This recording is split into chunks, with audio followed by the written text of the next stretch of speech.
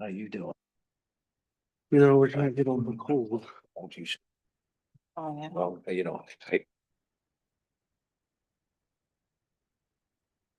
that meeting.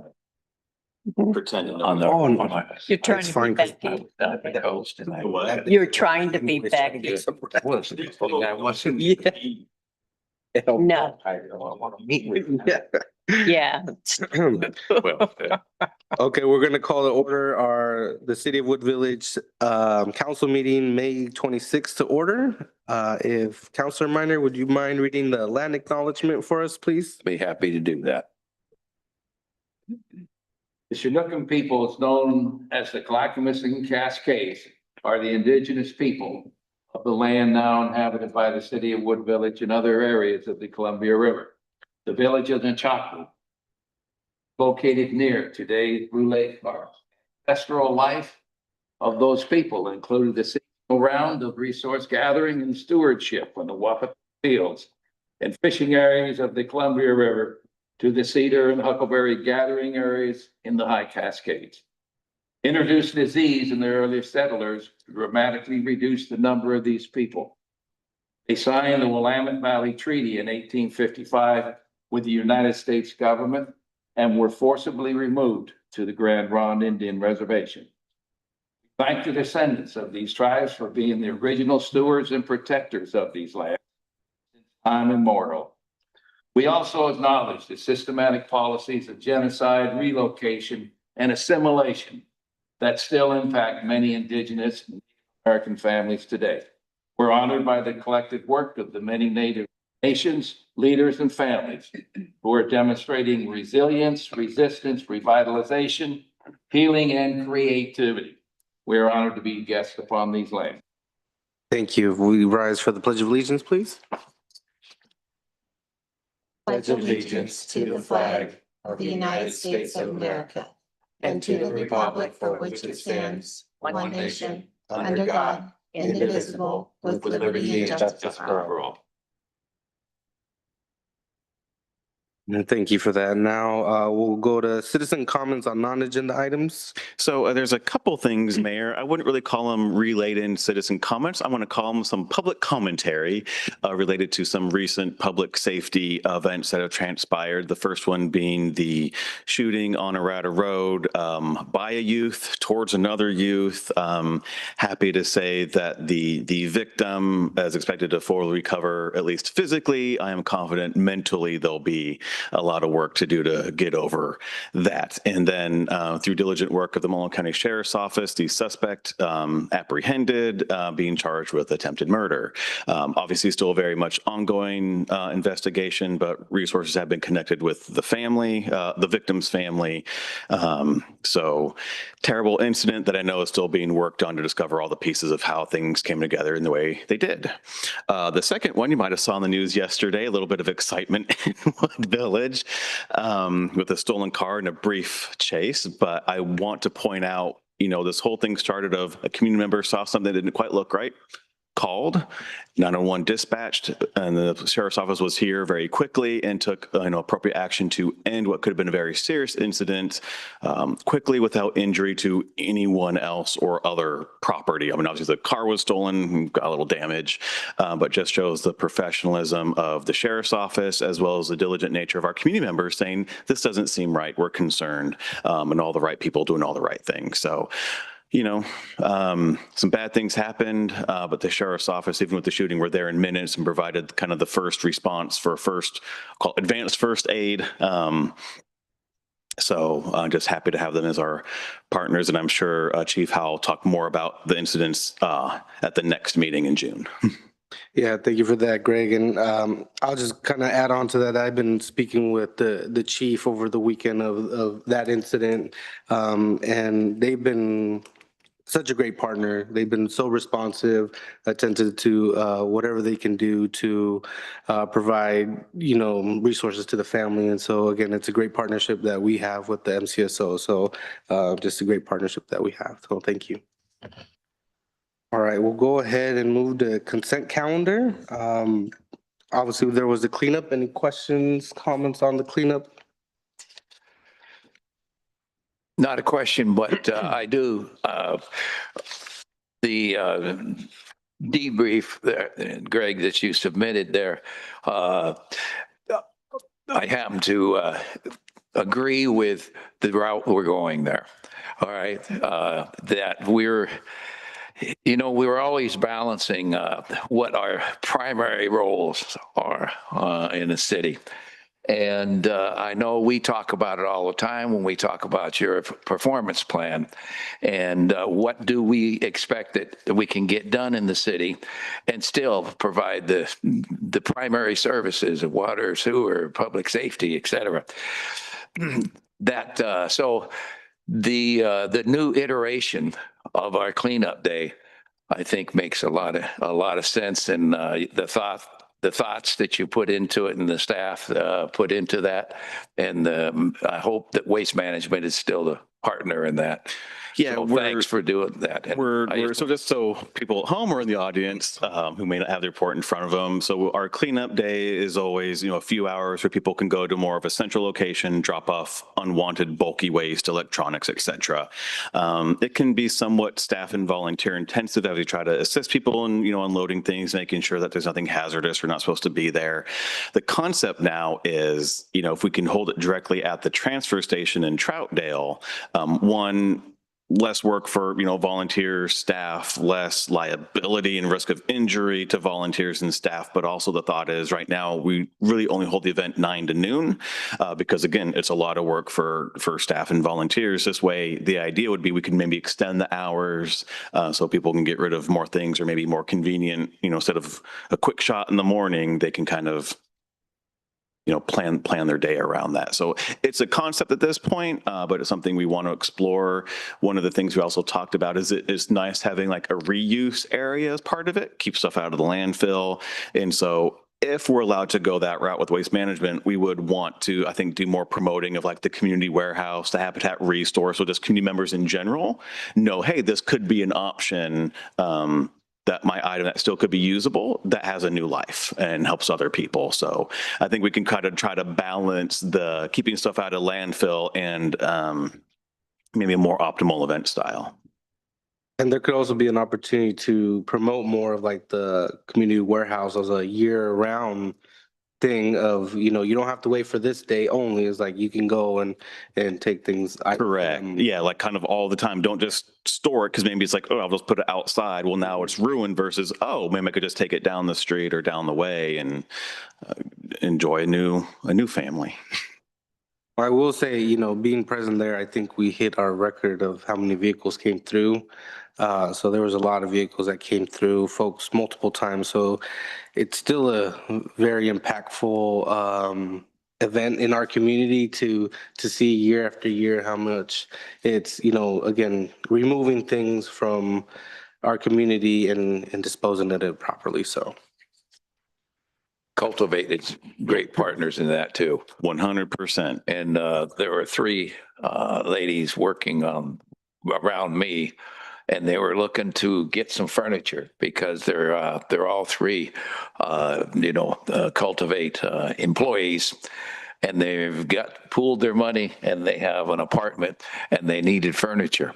Oh. So as we were unloading stuff, I would see a nice piece of furniture. I'd go down and get one of them and say, hey, can you use that? We'll pull it out of there. So And again, that was just nice. It's helping people that could use the things, just keeping it out of the landfill, and just a nice way to, again, they were volunteering that day, but they also got something out of it for that day. But yeah, Cultivate is just a wonderful community partner in terms of just the works they do with job training, homeless services, and then, we contract with them for work around county right-of-ways. Mm-hmm. All right. We'll go ahead and move the presentation from Mount Hood Community College update. Just going to get their presentation started, but we have with us Dr. Scari and board member Andrew Spear. Hey, Greg, real quick. Oh, Could I you didn't take think a you're going to vote be on with the us. consent calendar? Oh, yeah, we didn't do a motion on the consent calendar. Sorry, we'll backtrack. So is there a motion on the consent calendar? move to approve. Second. First and second, any further discussion? All those in favor? Aye. Aye. Motion carries. Thank you. All right, there we go.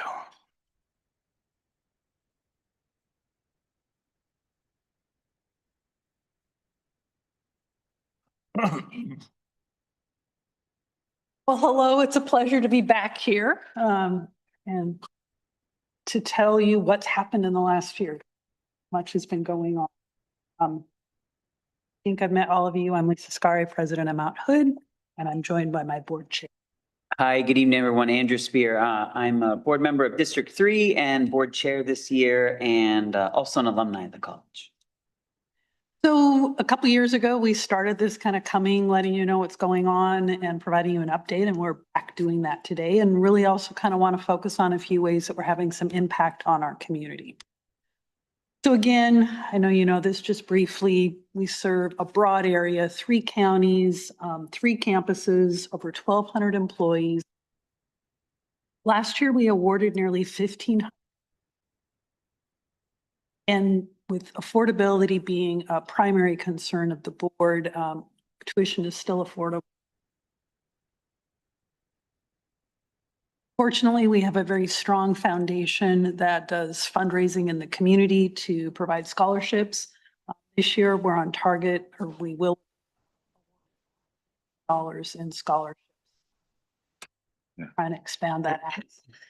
Now, those are people from our community making donations of that support around us and our students.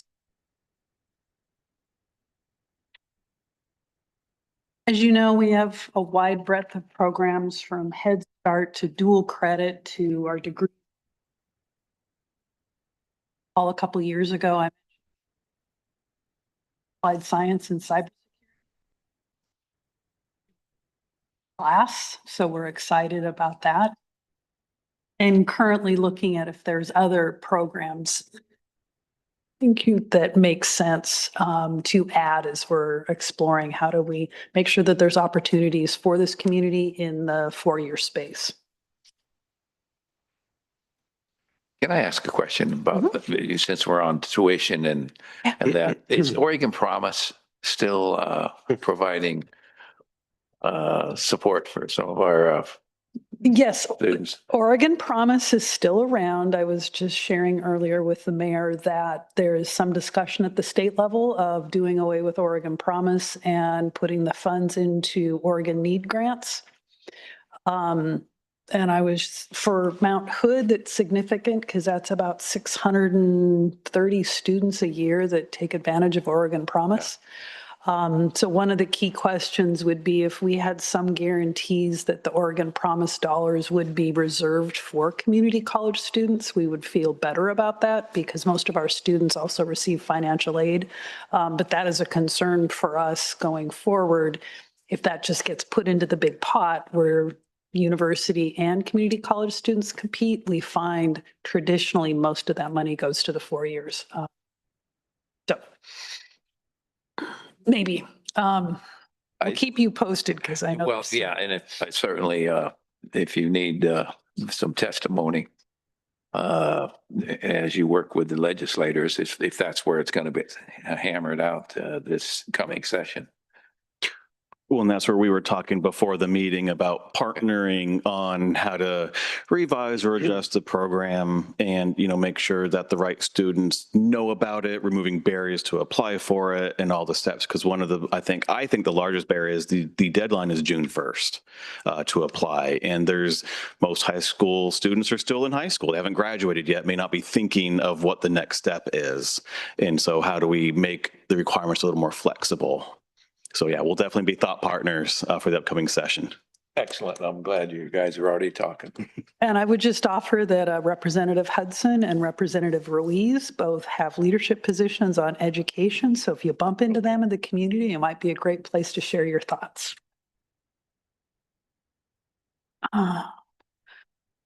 So accomplishments in the last year. So this is the first time I've had the chance to be in front of you and publicly say thank you. for all of your support in helping us pass the bond. We know this was a community event and we couldn't have done it without all of your support. So thank you, thank you, thank you. I still pinch myself sometimes believing that we actually did it. But there's also some other wonderful things too. We are the only education institution in the state that received the Government Financial Officers Association the Triple Crown Award, and that's for stewardship of public funds and transparency. And this is incredibly important to us. And one of the things that we feel was important in helping us pass the bond is we know that it's all about public trust.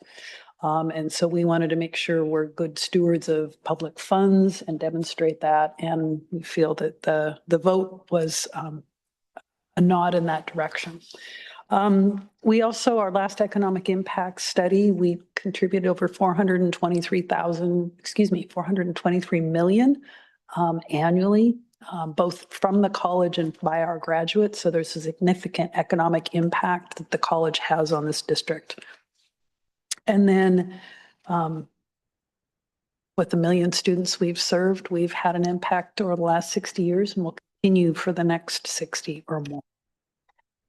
Here's a snapshot of our student body last year, over 18,000 students. 65% of them are first generation. We've got about 2/3 of our students live actually right here in the district, and we have students of color.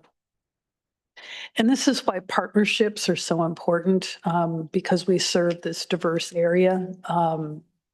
Connecting on the one thing that we all are rallying around, which is our community and our opportunities, and making sure that there are jobs and options for students here so that they can stay here is important to us. And I think I hear when I'm talking to others, right, we're trying to build our residents, not have them go elsewhere. And part of that story is our partnership with Reynolds School District. And so I wanted to share this. This is a 6-year trajectory of our dual enrolled students. So these are students that are getting high school and college credit at the same time. And we just ran the numbers. This year, those students will complete about 1,050 credits, which if you use that tuition number we save the families in this area over $130,000. And that was this year. In addition to the students that are still in high school, this year we had 624 Reynolds graduates that are with us, so post-high school. So again, we always want to try to figure out how we can get more of a capture rate, but we're pleased that we continue to serve that district. All right, I get to present the bond portion of the presentation, and I want to thank you also. I had the opportunity or the short straw, so to speak, of being the PAC chair for the bond campaign. And so it was a labor of love with staff and board members to get it across the line. So thank you for your all support and work during that. And I know some of financial contributions also. So thank you.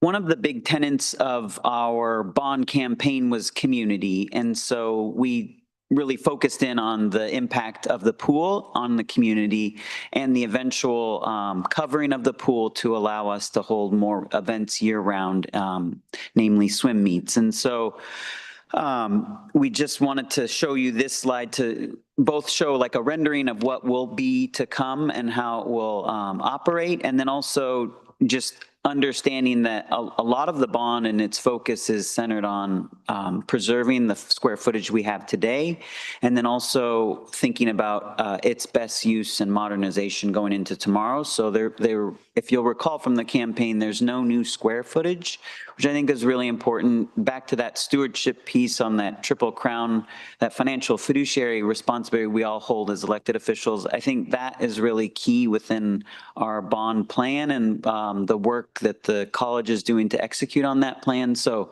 we're really focusing on using the resources that we have. And so that centered a lot around non-interesting things like roof replacements, HVAC, security, allowing the spaces to all be locked down centrally.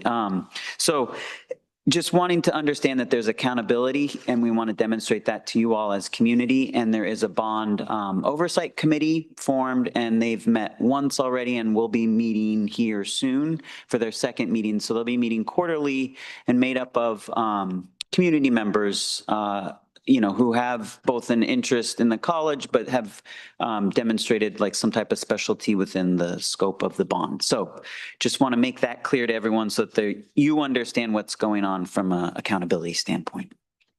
And then this is just going over the bond guidelines and what we set out to spend and by when. And so I won't necessarily go over those bullet points, but just wanting you to be clear that, we have a plan, and we are in the process right now of hiring the general contractor, which the board was just updated last week on that process. It's kind of a neat opportunity from a procurement standpoint. I work for the city of Portland, so I have to deal with procurement on my end too. And what was presented to the board last week by administration was an opportunity to hire general contractors, so that will allow us to hire subcontractors under that general who will work to keep local businesses involved in the process also. So just wanting to highlight that, and also kind of get the word out that that's our intent and the goal at the college. I think one thing that was really interesting, once we passed the bond and then we went out for the sale last summer of the actual bonds themselves, our credit rating really impacted that, what we were able to get back for the bonds. And so because of our credit rating, we put out an ask to voters for 136 million. And we actually were able to come in that 147 you see on the bottom bullet of the slide because of our credit rating. And so again, I firmly believe in my career and my volunteer work at the college, like the financial stability and fiduciary responsibility we all hold as public officials and elected officials is extremely important. And so it was just really neat to see that in play through the work, both of the board collectively since I've been on since 2019 and through present. And then also just the administration's work to effectuate the board's guidance through Lisa. So thank you for that.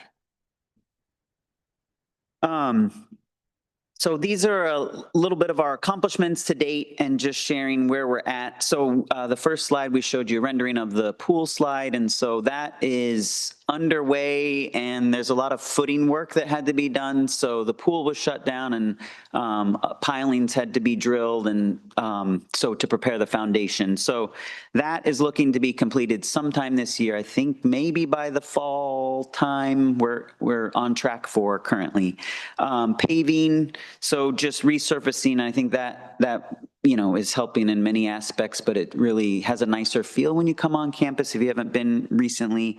And then resurfacing on the track. And then, back to those things that are uninteresting but critical, the roof and siding repair that's already begun across the campus as well.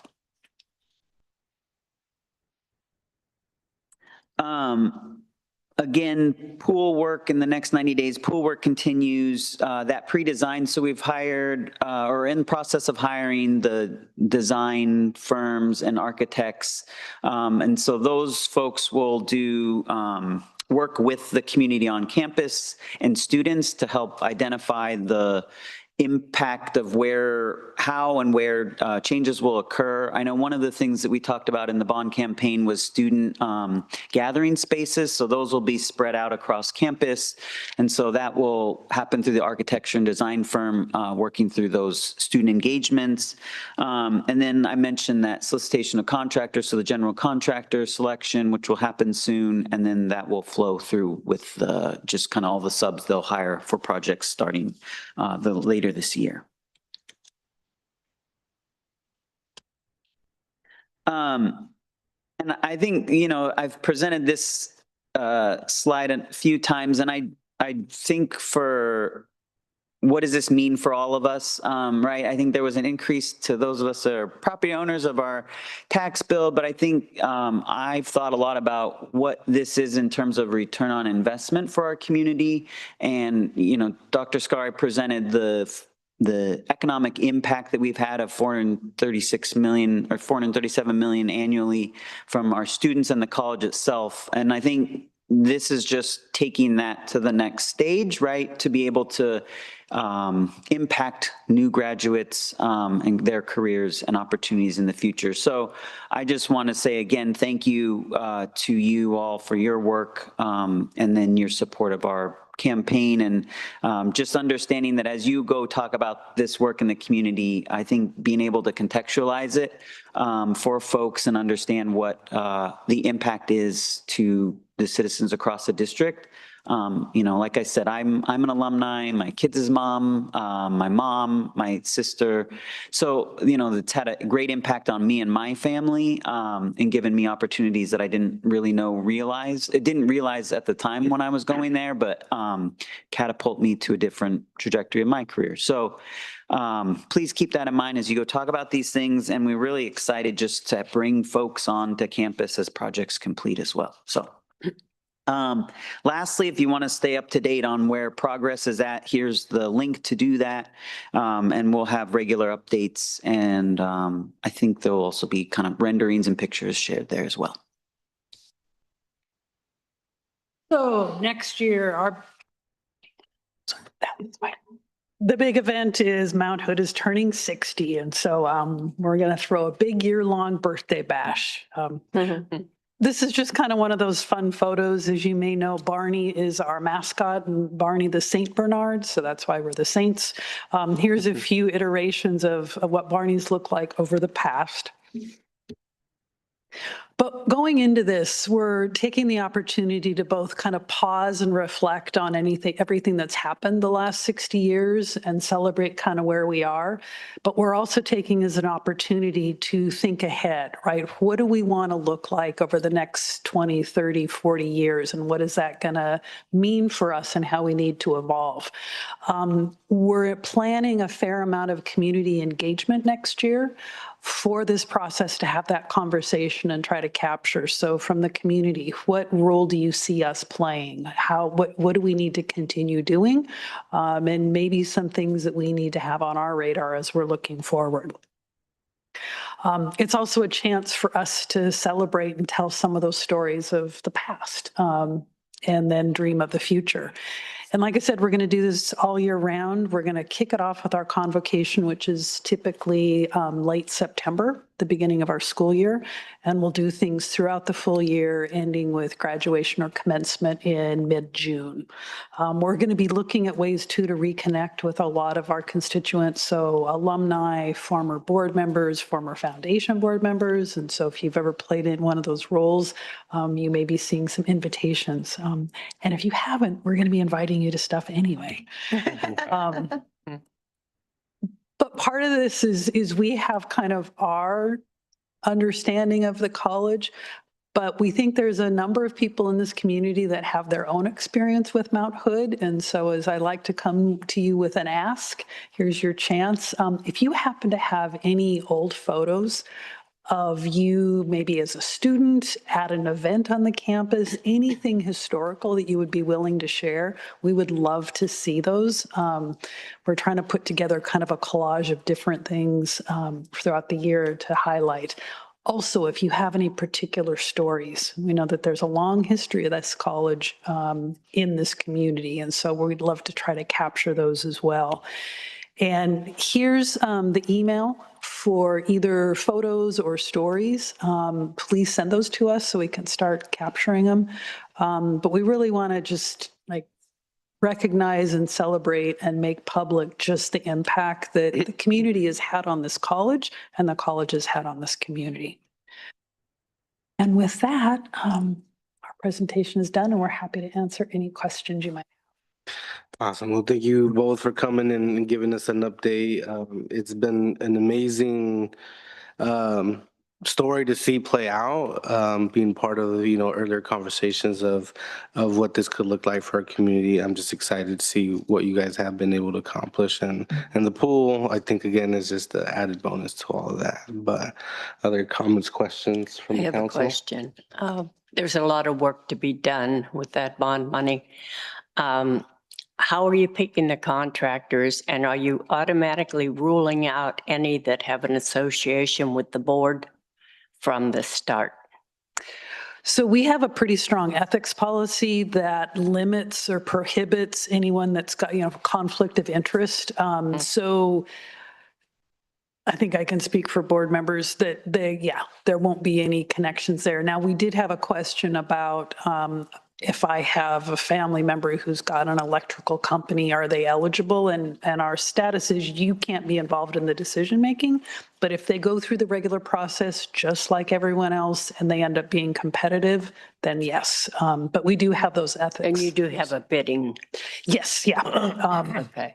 Much like the city, we have the kind of the public guidelines on what we need to do. Yeah. So- There's just been a lot of it going on lately with different, Okay. won't name names, but anyways, thank you. The general, Mhm. it has the general that you've already signed with, are they local or no, you haven't yet? You're going through those. We don't have a general contractor yet. What we ended up with is we've got a project manager. Okay, let me back up here a second. Project manager, and then we have 3 architecture firms. One that's going to be doing all the healthcare, since that was a kind of focus of the bond. One that's going to be doing all the athletics facilities, and then the other is doing just kind of the general spaces. And so with those 3 architects, we'll be doing I always get this wrong, CGMC, General Contractor Management, Construction Manager. Anyway. CMGC, General Contractor Management Construction. Yes, thank you. Tell I'm the public works is not my forte. Okay. Really good people, but so they have not been selected yet. Okay. But the interest in using that process is right, because then you get the combination up front where they're working to build the project and the specs in a more coordinated fashion, Yes. and also to budget. Yeah. The same process we used for this building. Yeah. It's, and again, the emphasis on local subs is always helpful and can, press the story forward about Mount Hood Community College and help build that support. So, very impressive on your bond sale. Mhm. So nice job there. And we also got 8 million from the state in the match grant, so that I think we ended up with around 155 million total. So Oh, nice. there. I'll have to say thank you for taking the time to come out, keep us updated on what's going on. I know there's a lot of us that were advocates for the passing the bond. And so rallying everyone to help support it, to get it to pass. But seeing progress, having a school in our area is important. It's kind of like the foundation of our community. So it's a strong foundation that many of us start, the students of Reynolds and outlining areas start at Mount Hood. So thank you. I'll just keep up the good work. It's impressive. I just have one quick question, and that's the advanced manufacturing work that, we see the collective we were involved in early on, and then, really focused on the college, the area schools, area, employers. Where is that at now, and how can we continue to support that effort? Yeah. So one of the fun things when you bring a bunch of people in the community together is there's lots of ideas, and then it takes a little time to kind of gel or coalesce around what the focus or what the area of interest is. So where we see kind of the conversations leading are really around how do we build this pipeline to kind of in not just semiconductors and advanced manufacturing. And one of the pilots we're looking at is a project called Amtech, which was done out of Hillsborough, and it was employer driven. but it partnered with both the school districts and the community college, and it's figuring out what's that pipeline, but trying to find opportunities and experiences to engage kids early so that they get a sense, what the field and market can look like, but that also that they see steps to getting that. Around that work, it's really early, but we're also trying to figure out if there's ways to start doing some dual credit within the CTE space within this area. And so that's also on kind of the conversation with the school districts and what might be possible. So that's the latest where we are. No, that's great. And I just know also with schools, funding challenges and cutting, even in CTE programs, it might be an area we can again advocate for specialty funding potentially. So we'll keep linked together. Well, I would say the only downside about, no, I don't want to say crises, but difficult times is it does have you think about how you do your work differently. And a lot of times the best part of it is you tend to see increased collaboration because there's fewer resources. So people come together to figure out how do we work with what we have to build something for everyone. So I'm hopeful that we figure out how to do that more. Yeah, that one and with the Oregon Promise are two critical programs that we should look at continuing, especially for our area. So again, however we can help out, please let us know and we'll do our part to help as well. Sounds good. And Well, if I can just say too, I think one thing that I've noticed since being on the board in 2019, as I was coming on, we were talking about career technical education, and that was kind of in the background, especially with the legislature. And then kind of fast forward the last 2 years, we're talking about economic development and career technical training, but we're talking about it through workforce lens, right? Training. And so there's kind of been a progression of how it's talked about and how it's impacting community more directly. And so I just want to encourage you as we head into the long session next year and you're talking to legislators to be able to highlight where that economic impact is occurring with the college and kind of the graduates and the career technical areas that we serve and how those leverage opportunities within the community. Because I think if we tie those things together, we're then not just speaking into like a silo, right? And so it's just something that's been interesting to watch these last 2 years, especially as we think about like the vernacular around what is workforce training and what does career technical education mean. Its impact is economic opportunity, right? Both for our businesses and residents. And so I just want to put that out there as like a concept or an idea to help further, because I think the legislators are starting to talk about it more directly that way. Thank you. Well, thank you guys so much again, and we hope to see you guys soon. Thank you for your time. Thank you. Thank you. All right, we'll go ahead and move to Resolution 6-2026 Supplemental Budget Adjustment. I lack Seth's quick wit, so I don't have anything funny to share as I'm trying to load the presentation. Here we go. But your smile is so bright. Counselor Well, Tan has to put on her sunglasses. I just had my eyes dilated and was being respectful to them presenting. I'm like, I'm not gonna put my sunglasses on for them. My eyes hurt. I apologize. in the interest of time, I'm going to ignore the fact that you're respectful to them and I'm just, Yeah, we're on a comfort level now. So. All right. Resolution 6-2026 for a supplemental budget adjustment for our current fiscal year. The majorities of these, we wouldn't need to do a supplemental budget. They're housekeeping. We move funds around within the fund itself, but we like to do that for transparency and just for your information of how we did move some funds around. So there are two types of budgets, supplemental budgets. One, if over 10% of the fund actually has to be I have to have a public hearing. This one is not, so we can just do it by resolution. It was noticed appropriately. So again, most of them were funds within the category. There was one that wasn't, which was the the Play East. So when we adopted the budget, we hadn't finalized an updated cost share agreement with Fairview that recognized the Play East director as being a director overseeing a couple more employees. So we switched up the cost allocation a bit because in that fund, there is no contingency. It was a straight transfer. This one actually requires the supplemental budget. This is the only one that does that. And you can see it's just about $2,300. These other ones are all housekeeping where we moved funds within the same fund. We purchased a new public works truck to replace the 2009. They came in a bit more than the budget, but we used the state procurement contract, so we did get the best price for that. We also looked at 2 other quotes just to be on the safe side.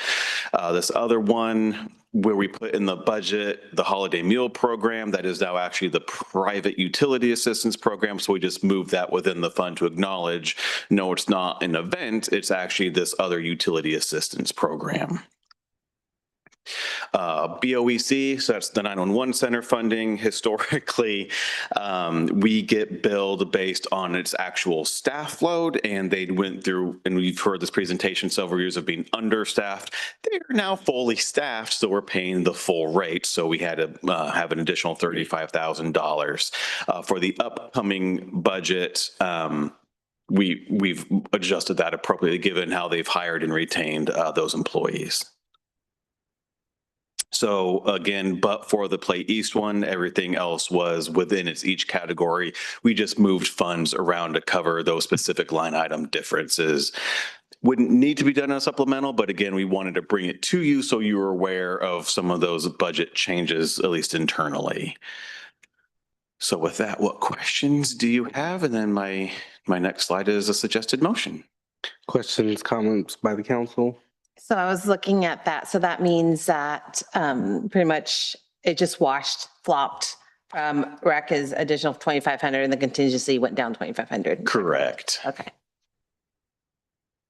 And that was the only one that did that. Everything else was considered housekeeping. Yeah. That most organizations wouldn't put in a supplemental, but we're not most organizations.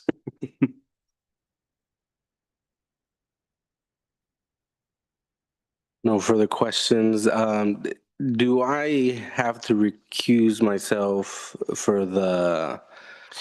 I don't believe you do. I mean, it wouldn't hurt to declare the conflict of interest that you are the Play East director, but again, the money doesn't go directly to you. It goes to the city of Fairview, and with the updated ethics laws for the budget adoption, I believe as long as you declare that, you can still vote on it. And I'll take this time to declare conflict of interest within the Play East adjustment of funds. And from there, we'll entertain a motion. I move to approve resolution 06-2026, a resolution authorizing the appropriation of contingency and making supplemental appropriations to the funds. I'll second it. First and second, any further discussion? All those in favor? Aye. Aye. Motion carries. Thank you all. We'll go ahead and move on to resolution 7-2026, fiscal year 27 APP. All right. So you saw the bulk of this just at your last meeting. I want to go over some of the highlights again, just very quick for those watching from home. So again, we discussed this. It sets up goals and objectives and tasks for me and then via staff, and it's overseen by you all. And it's designed to consume about that 10% of time that's not spent on daily reoccurring things. They're all tied to a goal to push us to that community vision. Many items could fall under several goals. We put one on the one that fits best. We discussed this at your last meeting on May 12th. So for goal 1, again, not that we aren't caring about a safe, clean, and inclusive community. There's just no singular project that fits that. For goal 2, we added, if it's in bold, we added it from your discussion. This was the MCSO contract. And so as we discussed previously, that's where probably more this fall time, we'll be looking at draft contracts with the Sheriff's Office for a very long term, hopefully, a 10-year kind of term executed before the end of the next fiscal year. Something else that we added to goal 3, which has the most this year because that's high quality, cost effective parks, public utilities and events. We're getting an asset management program. We discussed that in the budget. I failed to put it into the draft APP. So again, there'll be a great way to track not just like utility worker time in the field, but also what investments we're putting into what equipment. Are there trends? Are there identifiables? And really help refine replacement schedules, time tracking, all of those great things at a very cost-effective rate. Nothing new in goal 4, a lot of RFPs, because again, a lot of them are due and it's good just to go out to the market and see what the market has to bear. Again, just because there's nothing in the work environment that encourages our team members doesn't mean that we're not always going to push for that. We already talked about a couple of things this evening for the long session, and there are multiple more. So we're already doing that work now. In fact, Seth met with Rep. Ruiz this afternoon about some property tax stuff. Good. Again, we are responsible to the environment. There's no one specific item. And then lastly, this gets to, again, our firework, the wetland park, and then just all the work around public safety. So only added a couple of things from when you saw it last time, didn't remove anything. This is how it lays out. So bookended a lot kind of summertime, springtime with a few key projects more in the winter, and then a few things spreading the whole time period. Happy to answer any questions you have, and there is a suggested motion. Questions, comment by the council? I think again, this, it's a heavy plan. I think but it just continues to demonstrate, staff's dedication to ensuring that the city is well equipped to our community members and looking further than just our boundaries in some of these areas as we're looking for legislative, conversations and motions there. So I appreciate that. And let me just say too, on that performance plan, it's also important that we, as we just talked earlier about the cleanup day, finding ways that staff can get the work done and we still, maintain our presence in the community. But finding ways to do that is important as we look at this performance plan every year. So it's Greg, I think you help in that for the council to think about it too, in ways in which your time could be more wisely used and still maintain a level of services. So. Well, it's a two-way relationship. You all set, a vision, strategic goal and plan. These are the objectives. So we're spending our time focused on things that are pushing towards a collective vision, not individual chasing after shiny new things and without an overarching strategy. So it's a great focus piece and a great thing to communicate to the community. And you can really see results. You look back 5 years, 10 years, you could see how this has helped build that vision. Yeah, substance, not just stuff. Yeah. I mean, tied into this, but a little off topic, but last week we were just walking through the park and it's just, I think that was a piece of the APP a couple of years ago. And so seeing actually that work in progress and seeing the results of what we have today, again, this is just an amazing tool that, can, like you said, Greg, collectively aim towards a common goal. So it's a great thing to have. With that, I would entertain a motion. I move to approve resolution 7-2026, adopting the 2026-27 annual performance plan. I second that. First and second, any further discussion? All those in favor? Aye. Aye. Motion carries. Thank you very much. All right. Now we'll go ahead and move the discussion of fire update. Everyone's favorite topic. And Mayor and Council President, as I'm going through it, please feel free to jump in because I'm going to do a very brief recap of since we've been talking in November, hit some high notes of what a new district could look like, talk about what we know about the District 10 proposal, and then some next steps and suggestions. So some of the very first work we did was consolidated all of the collective financial work that each city had done, whether collectively or individually. The crux of that is, and we use District 10's rate for the overall analysis because that kind of fits within the spectrum, whether it's 285, 292, kind of that sub $3. We can collect as a 4-city and District 10 region low to mid 40 million a year at that rate with very little impact to compression, meaning people can still collect their full underlying rate. There is then work on service evaluation. What does it really take to serve the 4-city and District 10 region? And it was decided that, at first it was called the North Star, but it was like, no, it's really, the bare minimum needed to serve it is 2 additional stations. That would be one in that Wood Village Fairview area, which we've talked about, and one in that southeast portion of Gresham. Now, those new stations could be just a medic unit, it could be a full engine company, somewhere in between. And so very recent work looked at the call demand and call load.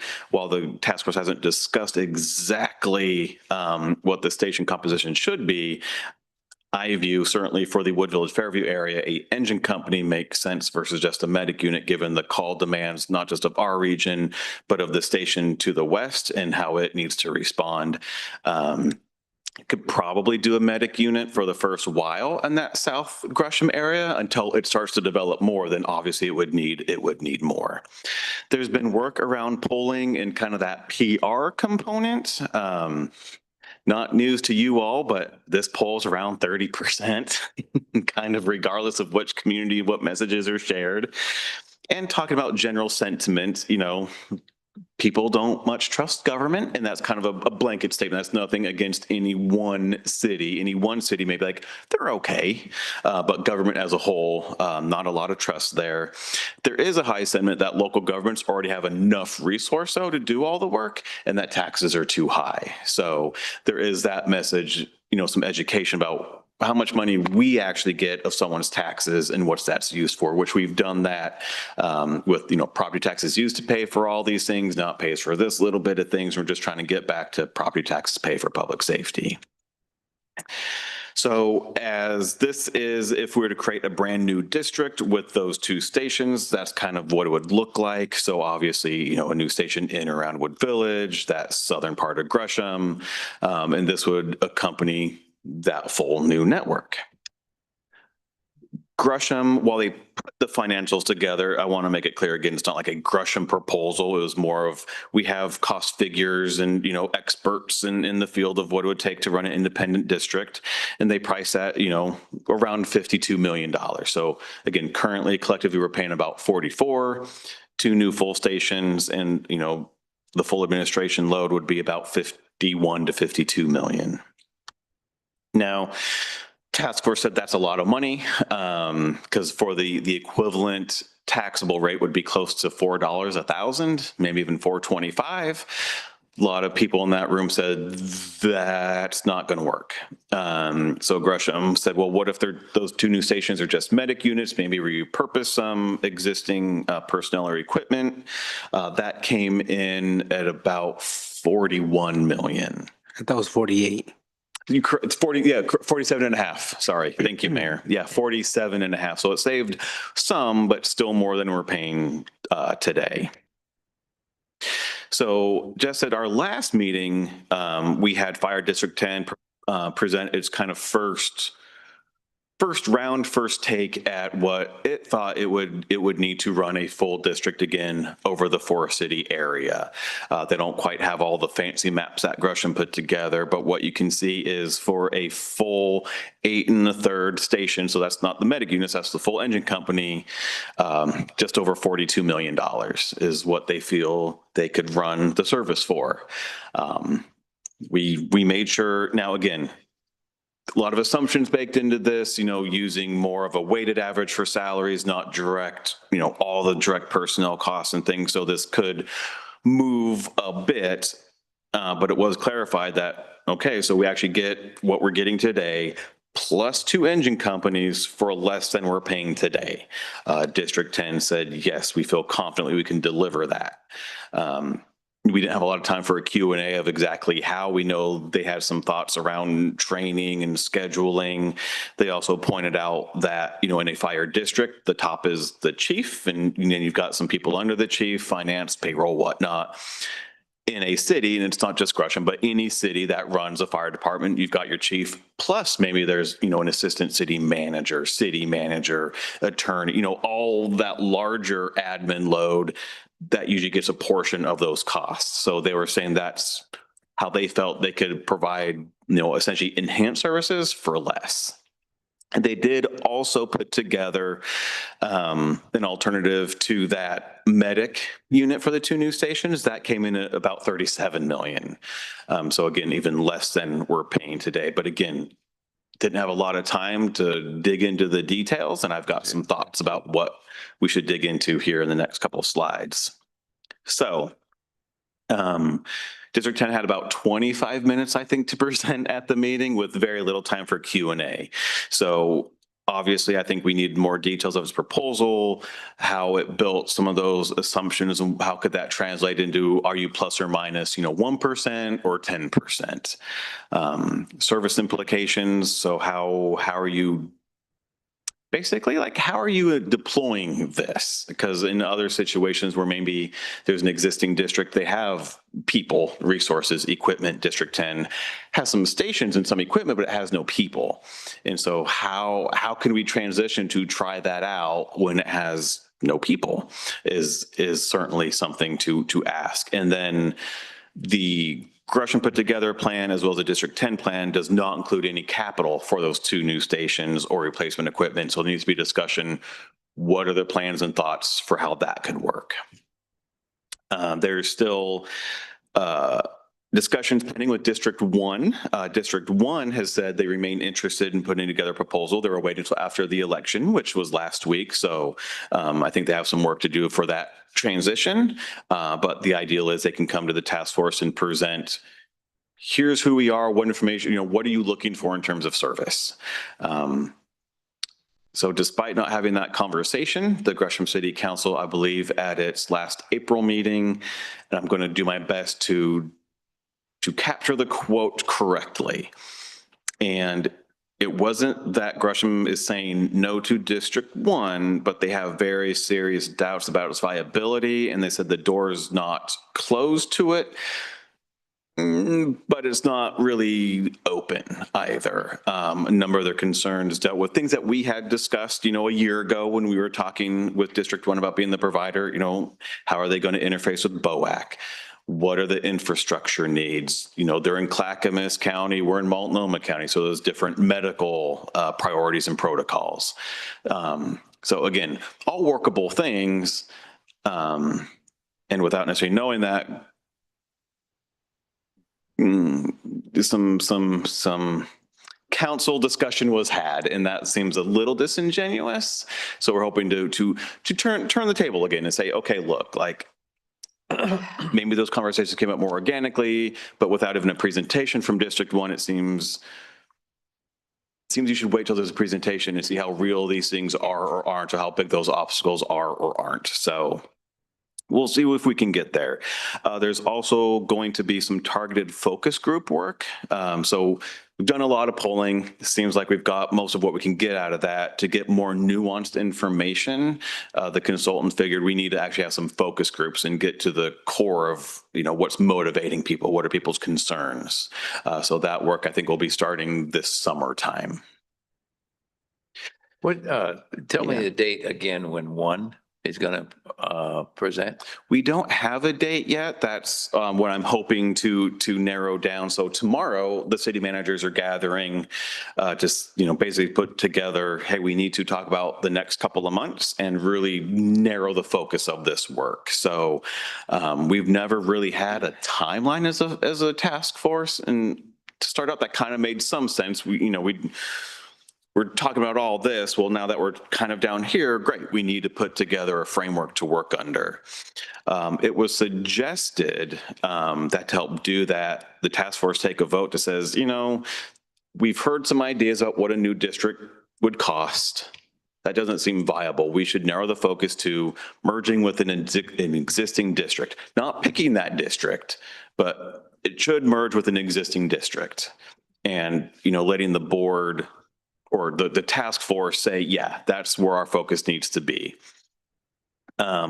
Ideally, then I'll call October time, the task force would vote to recommend, and I put best in quotes because we don't know what best necessarily means yet. I'm assuming best service for the most cost-effective price, but others may have different ideas what best means. But by October, the task force is making a recommendation to every council about what it feels is the path forward. So then each council can vote before the end of the calendar year on, yes, this is the direction we're moving. And then we use 2027 to move towards that.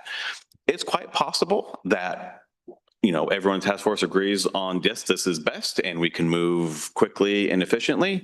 It's also quite possible that there's some kind of split vote or split ideas and we have to figure out what that means. But I think without putting together some structure, we won't get there. And while I put end of the calendar year is because it's an election year, there could be new counselors coming on board, and not that councils can't change minds after the fact. It also seems more prudent to say, this is the way the train is headed. And then you just kind of catch them up versus we don't know where we're going yet. That's a bigger question. So what have I forgotten that's of relevance and importance out of those task force meetings? I mean, the only component I would just kind of reiterate on what Greg mentioned is that when the task force first met, kind of, I want to say like 3 key points that we all agreed needed to be visited was current service level, District 10 providing service, and District 1 providing service. So, I think that's still something I think we as a city collectively as a team have kind of continued to push is, we've seen 2 out of the 3 proposals. I think it's in our best interest to see the 3rd one, especially as collectively as a group. That's kind of what we all decided. So, each council can have their own discussions amongst themselves, but as a task force group, I think we'd be doing a disservice to the collective region if we don't do what we said we were going to do from the get-go. So. And it's a very fair question to ask at any stage of, especially for Gresham's, they have the assets, the liabilities, the people. What are the things to think about if transitioning to a district? Kind of the global question. That's a really fair question. And where we had the heartburn was like, well, but you just picked on District 1 and they haven't even presented anything yet. Not to say that their concerns aren't real. Those are real concerns. We identified them a year ago. They need answers. And so it's kind of the, well, Gresham's not really interested before we can see what a solution may or may not be. We need to know that. And it very well might be, yeah, those are too big of obstacles to overcome. But we should know that information. But then again, we all are receiving the same information and then can then make a decision. And I would argue that if the task force does not get a bid proposal from another neighboring fire district, that could even cause problems for an election. I think when this is all done, we got to look people in the eye and say, we looked at every potential. At least the viables, because I mean, there's Portland, which, that's a different kind of viables, and there'll be people that will bring up one. So I think that and I know you got all this dialed in, but we got to get a proposal from one, because I wouldn't be comfortable. Campaigning when somebody asked me the question, how come you didn't get a proposal from one? And so that's what I'm gonna be essentially pushing this timeline and agenda at the meeting tomorrow. Yeah. By the way, I didn't follow the election. What happened in Sandy? Did they? It passed. They annexed. Okay, good. It was really interesting. No one's really done a past look yet because it was just, a week ago. But there was a lot of passing and a lot of failing for very similar measures, certainly throughout different communities. But you take Clackamas County, for example, had a sheriff's office public safety levy, failed hard. You had then the Clackamas Fire one, to say it passed with margin. I mean, it was, I think, like about 45-55, so not the widest. But given the, financial concerns and everything else going on, that's a pretty good margin. The difference was there was no communication really from the sheriff's, side of things. And Clackamas was talking, this is who we are. This is what we've been providing for you. These are the things we do and are going to do. Again, I'm not advocating for them. I'm just saying from a community member's perspective, that's what I saw. And I think that was replicated throughout different communities in the state. Those who did the work to communicate the outreach, stuff passed, and those who just rested on, oh, people like us, or we'll just send it failed dramatically. What was the margin in Sandy? 45-55. Oh, that was 45. Yeah, give or take. Sorry. Yeah, I and- thought it was. Well, even our neighboring cities, they have good data of doing the same thing, right? Of just saying, oh, this is going to pass, and then understanding that, oh, we need to proactively educate our community or has conversations with our community. And I think, again, that just goes to show us that, what you said is we can't leave any stone unturned. And Right, so we've got to we tell them, have like, to we have- looked at all the options. This is the most Exactly. cost effective that provides the best service. Exactly. And then at that time, like we've said since day one, this is an exercise that we can all agree that we're all receiving the same information, and individually or collectively, we will make our best decision for our constituents and community. So whatever that looks like individually, I think, again, it's based on information that we are getting firsthand. And so I think that's the important piece here as well. So. And it does, again, I don't want to talk for any other task force member or their community.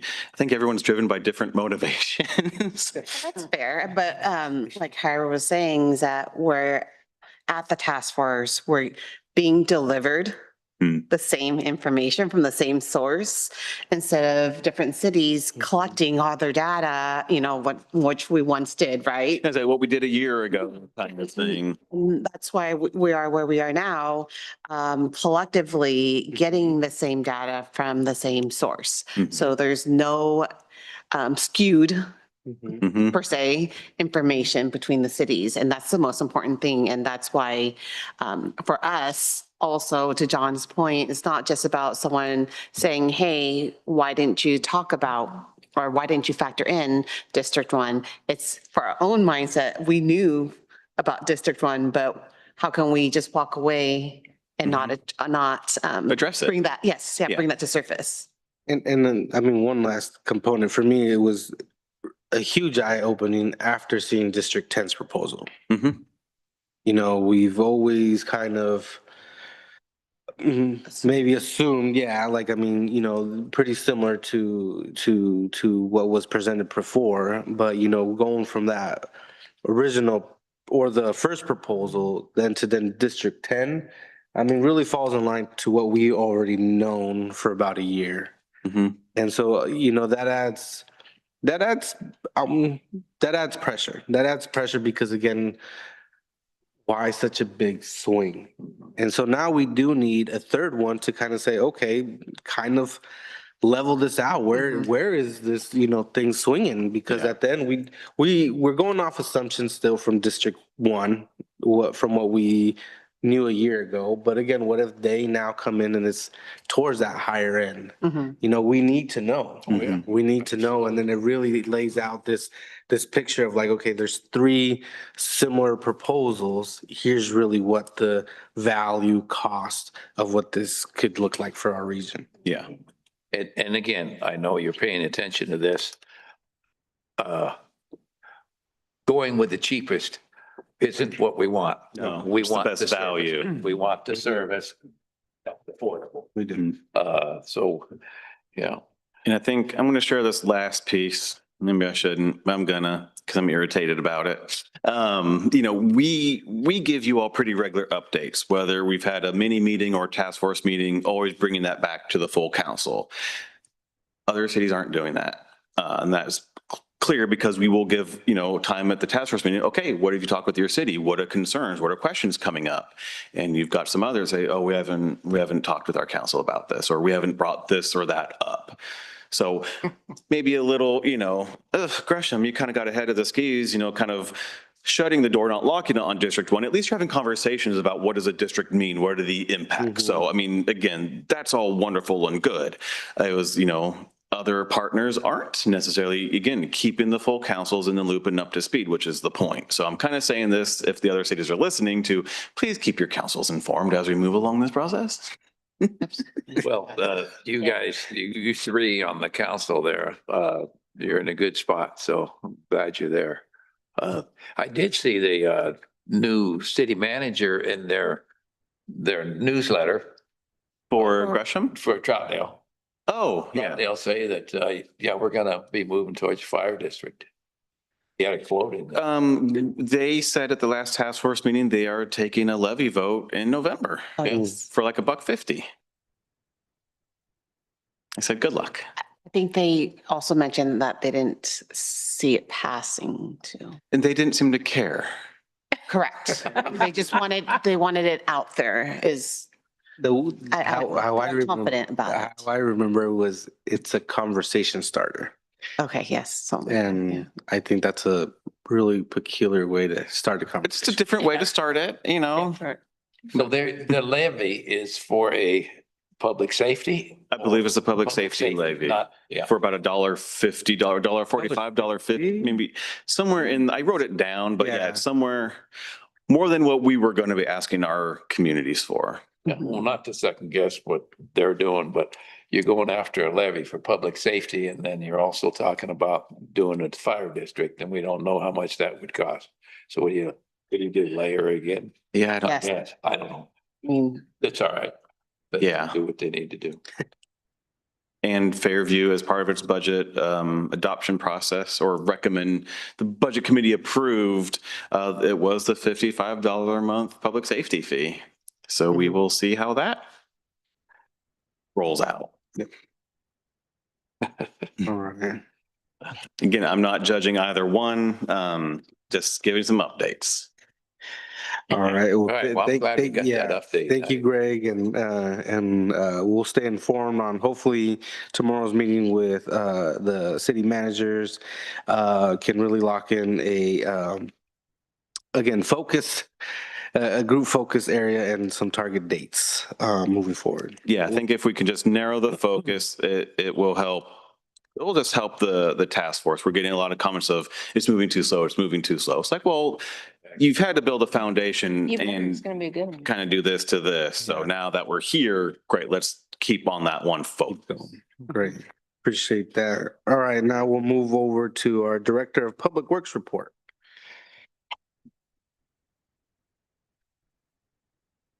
Hello, Mayor, councilors. It's been a while.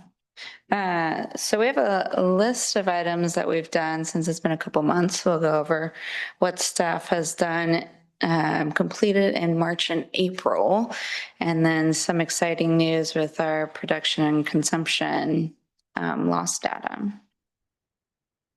So here's some pictures of what staff has completed.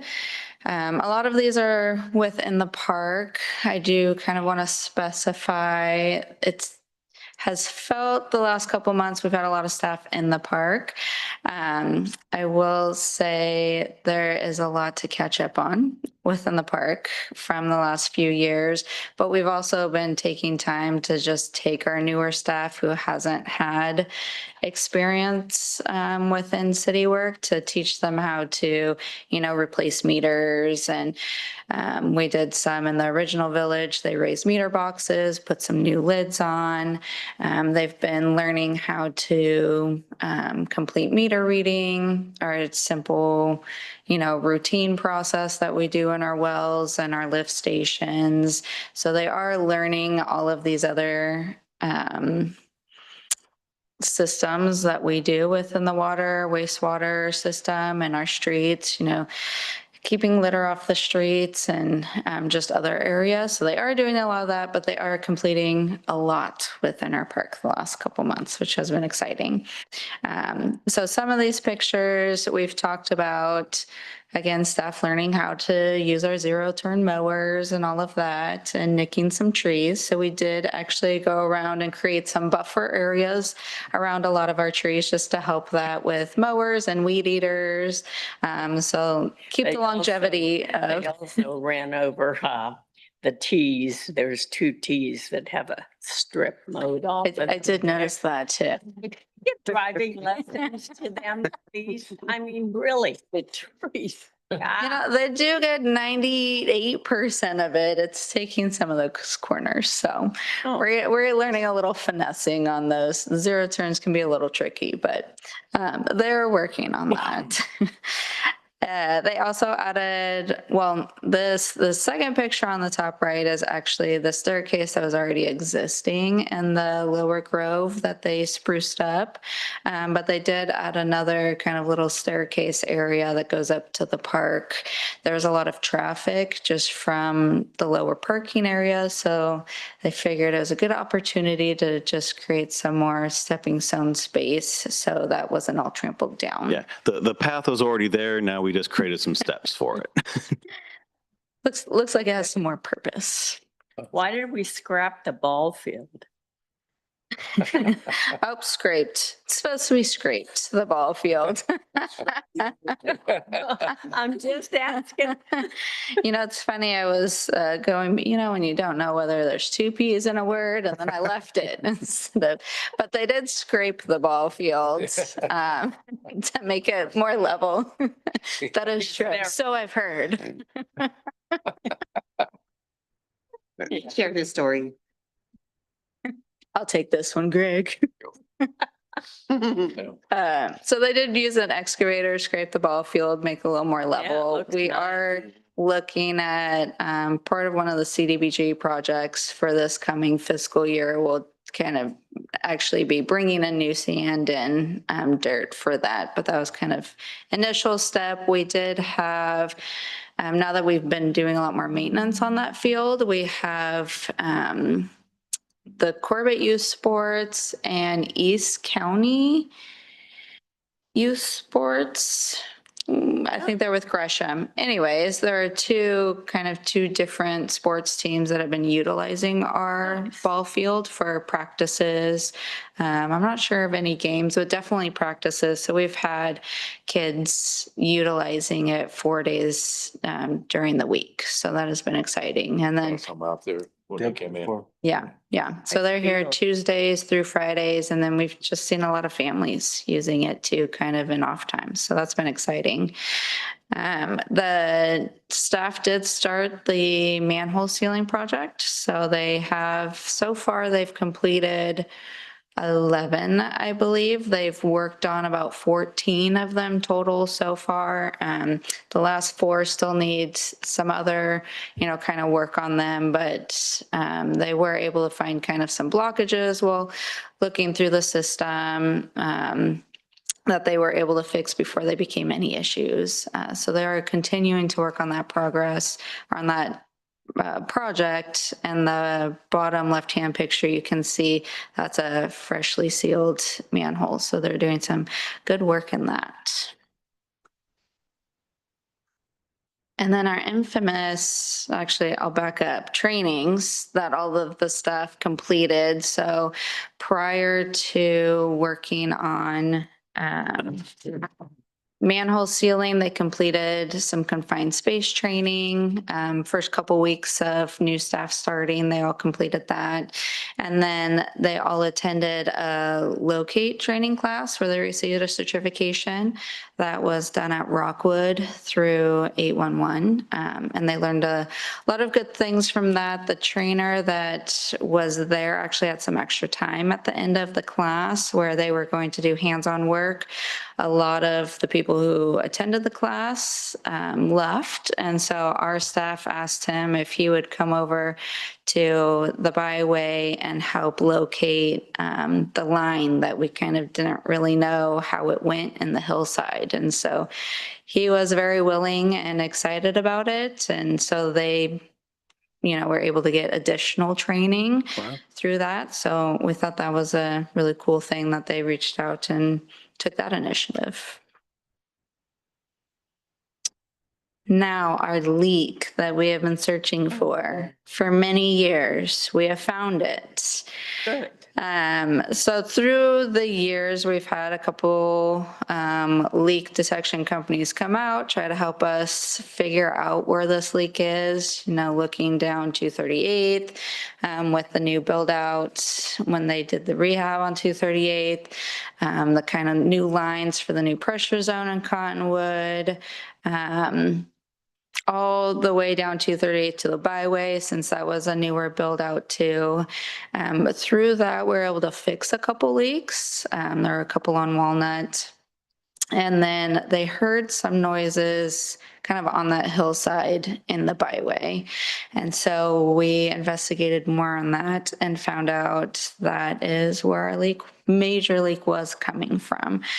So in these pictures, you can actually see one of our newer staff members, Nick, in the hole in the shoring when we did find the leak and kind of what that shoring looked like. And then the third picture is where a lot of the water was coming up from. It hit a certain point and then drain out kind of in somewhere in the rocks, the hillside, wherever it was, recharging our aquifer, whatever you want to believe, since well 3 is right there, but they did find that. And so here are kind of the numbers and the history of what we've been looking at. So it was the end of 2021 that staff noticed our water loss started going up.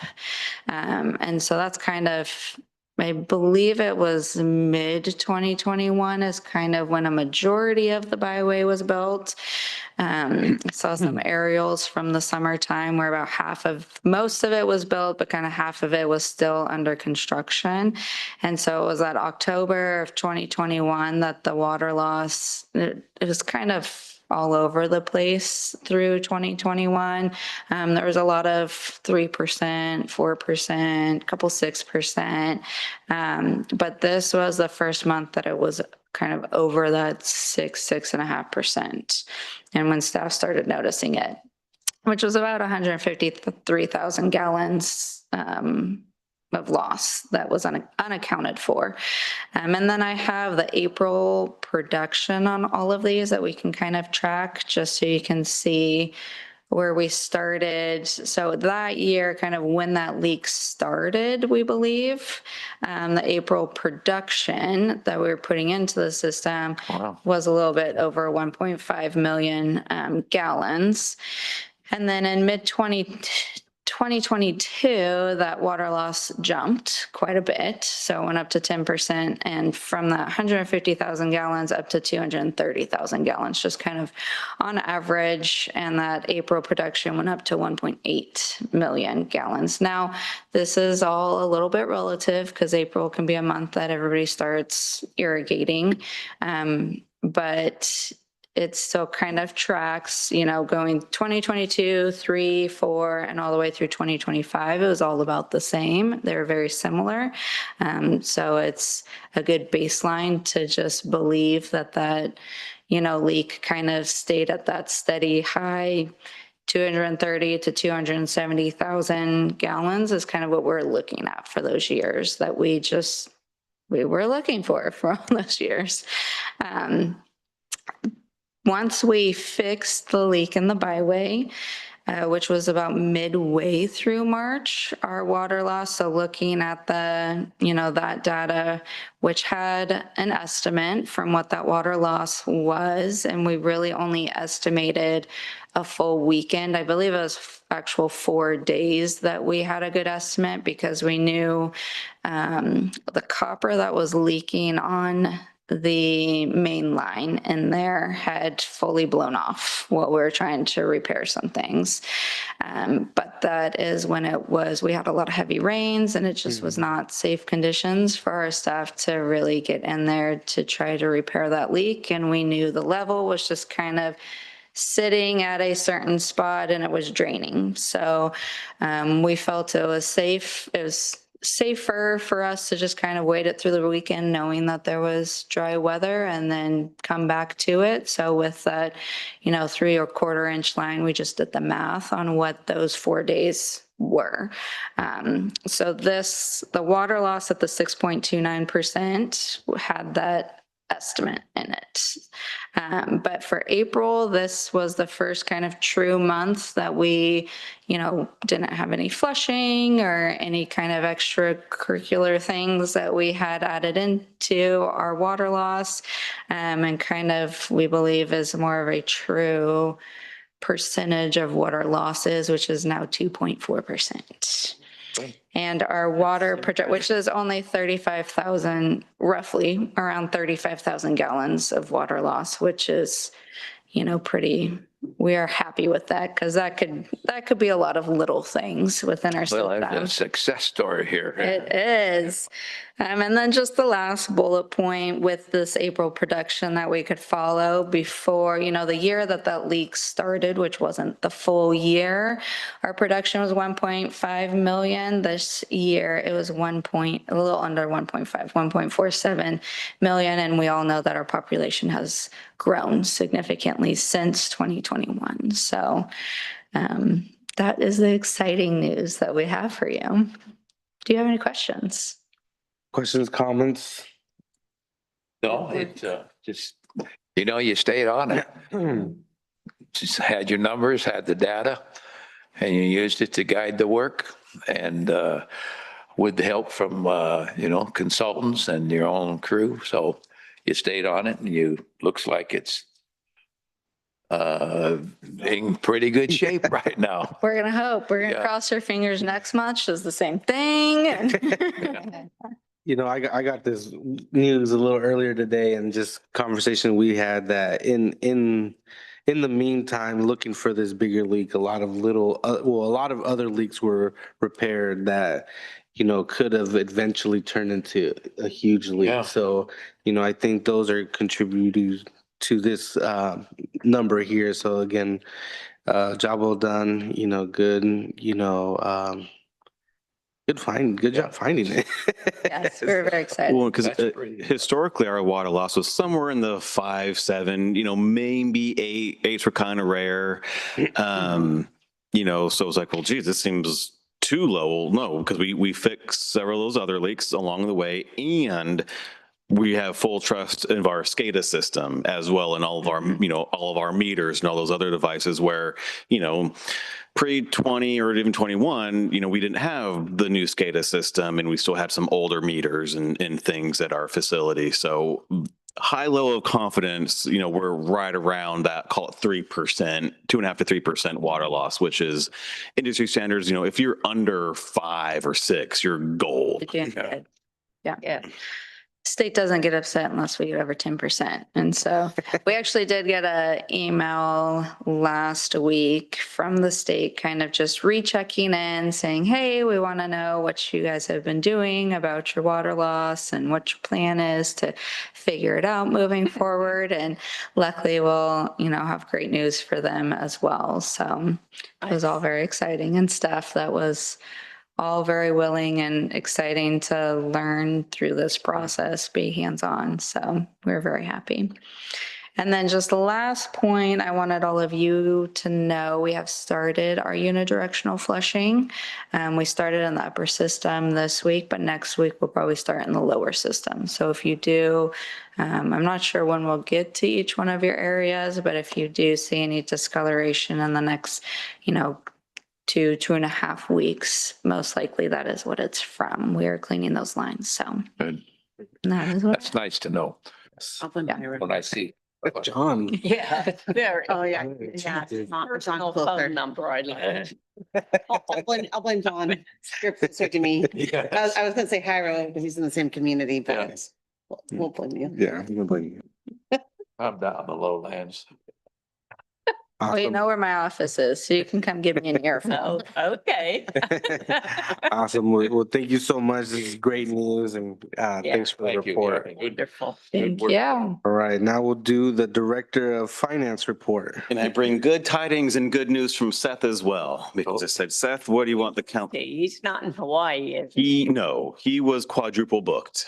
Wow. Something about had to pick up one child from one event while another child had another event and another child something else. And then this How many kids does he have? 4. Yeah, his own doing. It's nothing. He's got a mountain number. I can't They got him out. stop it.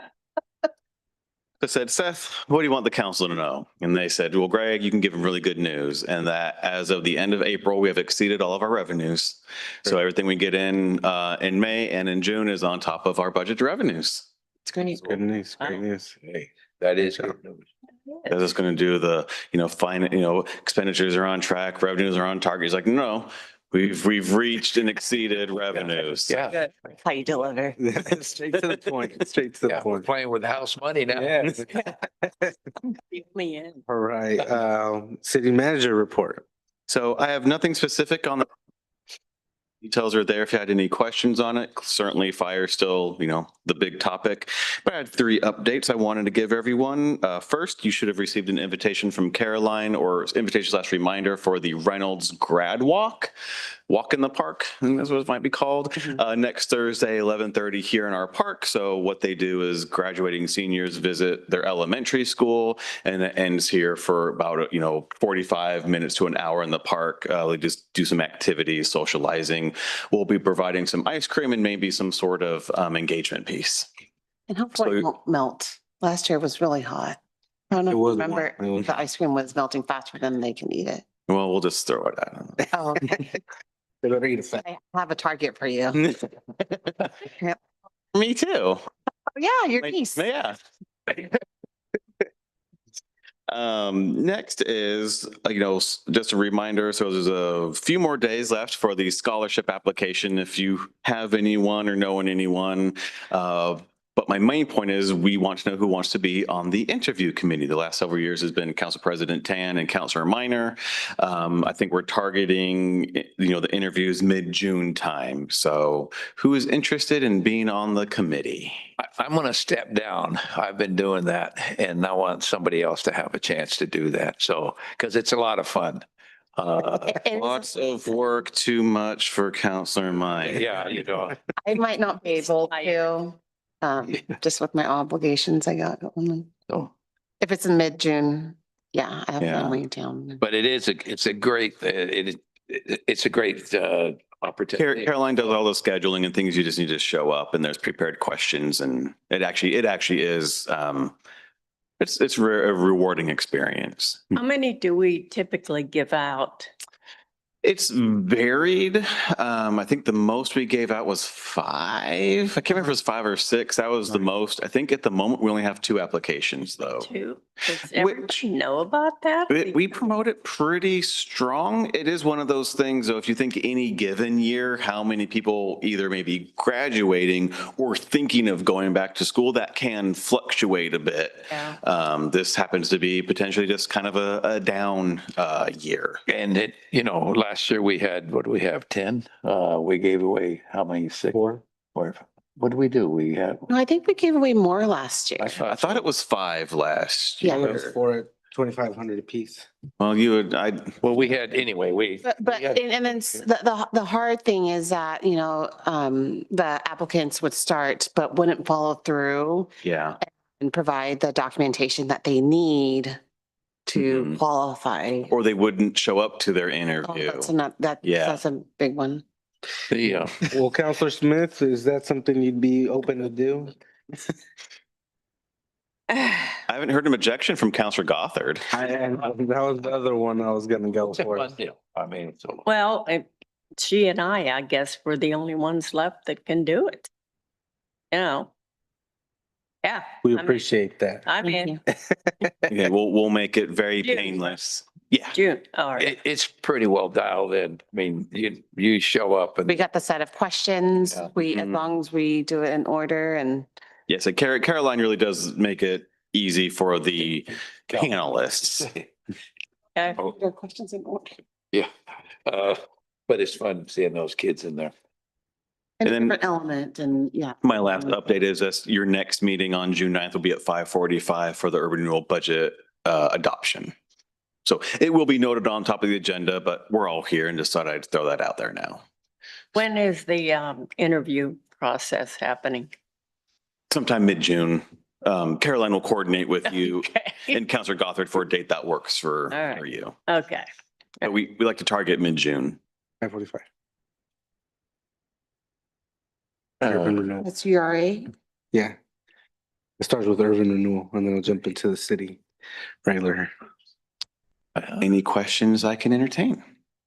Can we put up signs that say, if you don't pick up your dog's poop, we're going to fine you $250? Can we do that? We can, There is sanitation Seeing the laws. Laying next to the Yeah. station there where you just grab a bag and, off leash, the same thing. Because I hate it when my dog's on a leash and this other dog comes. yeah. Scary moments Yeah. there. What? Oh, no, I agree with you. I agree. You're always leash. Yeah, well, that too, but you got to technically know, but, What? no, I agree with you. Greg and I have had this conversation about Yes, I think it's, dogs that are off leash in a park that says that they need to be on leash is not a good thing for people that abide by the rules. people can't read because they walk by signs all the time, and it says, keep your dog leashed, pick up your dog's poop. Must be. They don't do it. Must be the school district we live in, can't read. Yeah, maybe if there was a sign that there'd be a fine, Yeah. that it might make them think about it, We will look at some options. I know we were talking about trying to get a Parks Committee meeting June, July time. So Yeah. we can put together some ideas, some concepts and run it past the Parks Committee. How's that? Yeah, that's good, because our neighbor does that. I mean, he lives in Tree Hill and we live right at the end. And he'll come walking his dog right there at the corner, Hawthorne.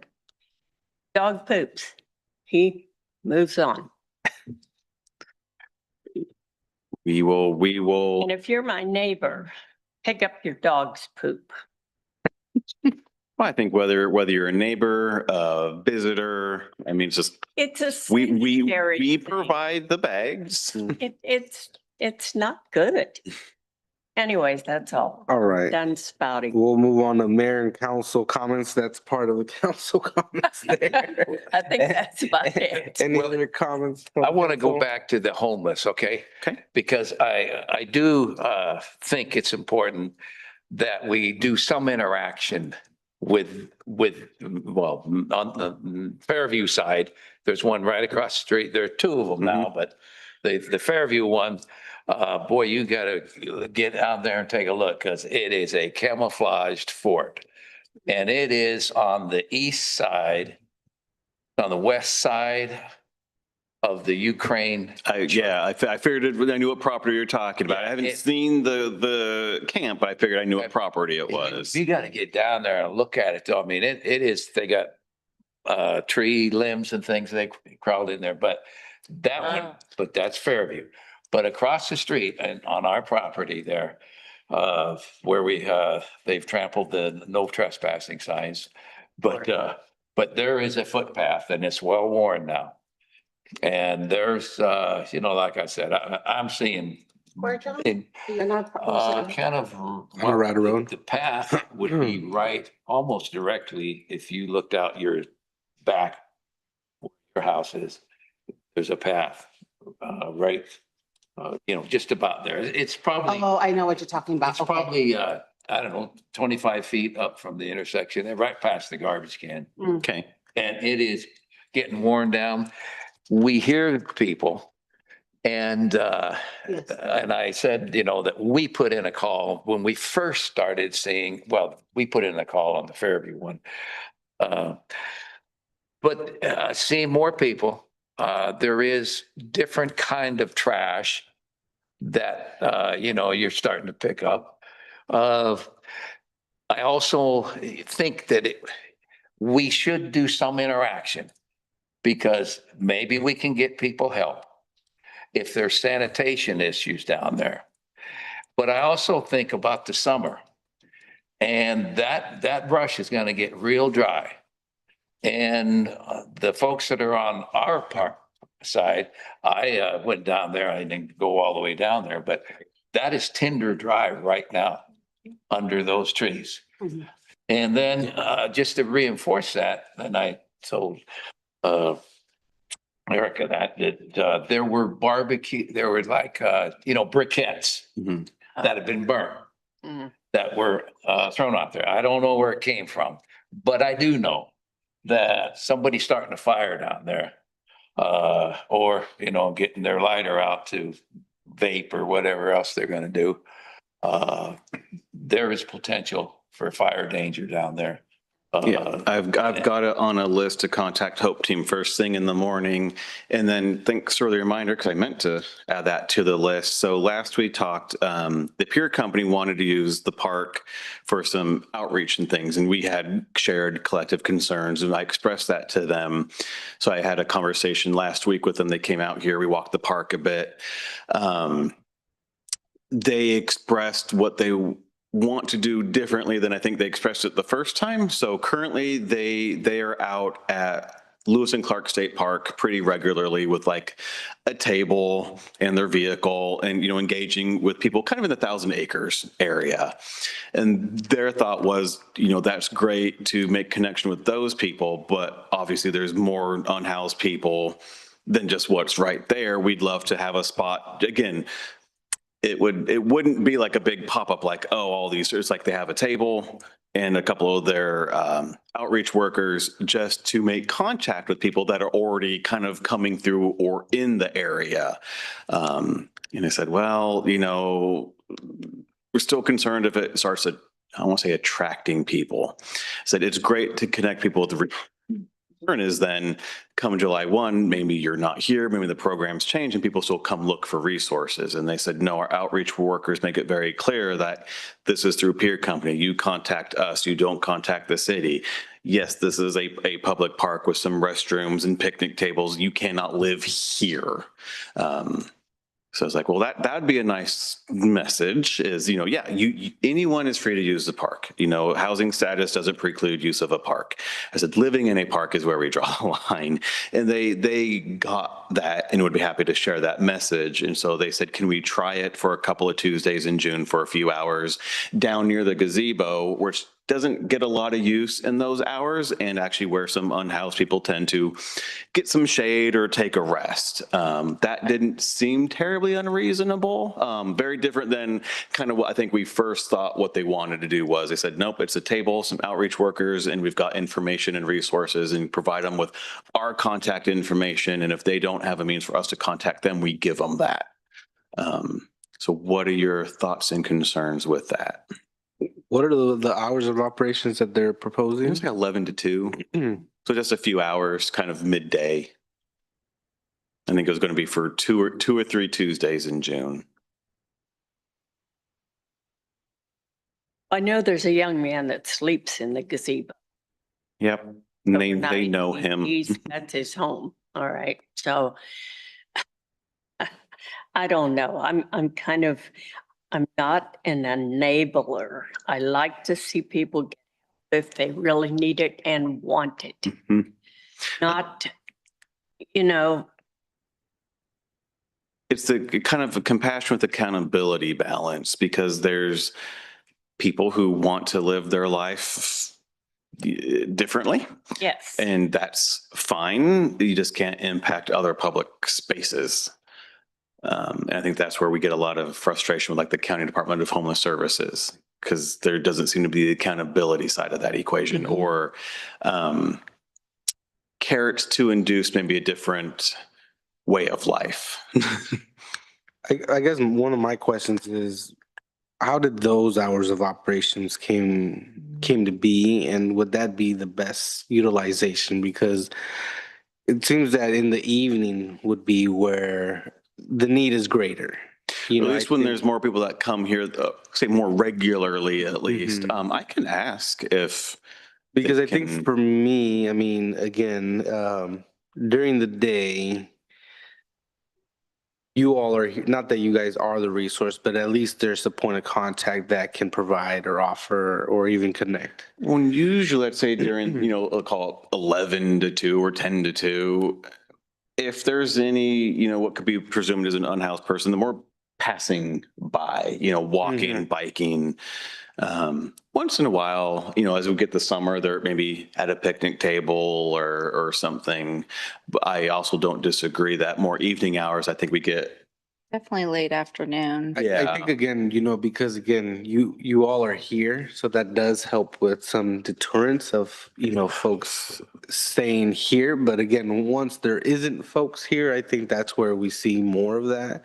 So I think for me, that'd be a question, I think it'd be best served if there was. You'd probably contact more people, maybe 3 to 6 than 11 to 2. Yeah. I mean, just some thought to help with, again, eyes at the park when potentially, the assistant isn't there. I'll tell you, I'm not too excited about this. And a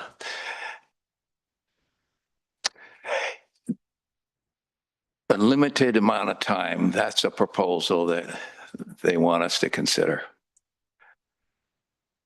I'm going to go back to where the homeless, the Hope team has done their best work.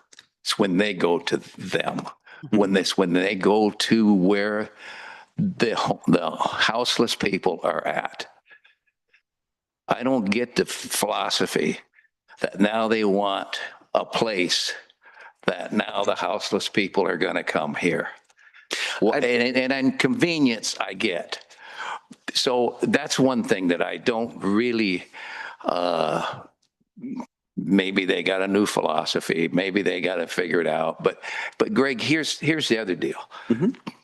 Once they start here, and I don't know, whoever comes to our park and starts seeing homeless people gathering early or working their way down the street, and then they don't disperse, they continue to hang around. I think I'm very cautious in my own thinking about how we reach out to houseless people and try to do the county's work that they haven't got figured out yet. I'm real cautious of this kind of conversation we're having. I also think we have to be very intentional, and that's why I'm bringing up this homeless camp.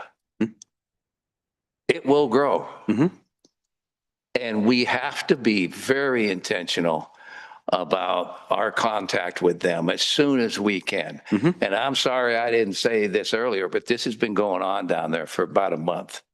And I thought that by now there may have been some contact from, some contact, but that has grown. And again, I'm not going to generalize and say that houseless people can make people feel unsafe, but they do. And there are cases where houseless people do need their medication. And I don't think it's healthy for our neighbors, for our small community to, we can help people, but I lean, and I have for a long time, that I want accountability. I want some responsibility for people. I'm going to help them. I do personally. But I think I'm a little cautious about that. That's where I'm at.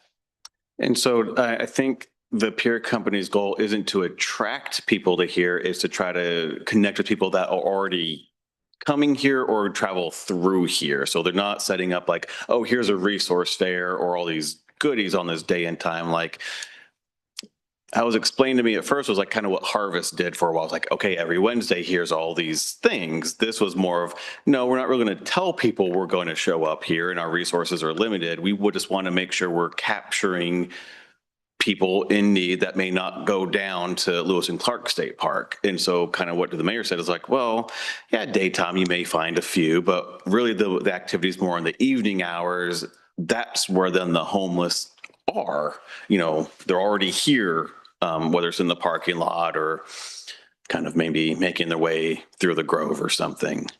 But yeah, also agree,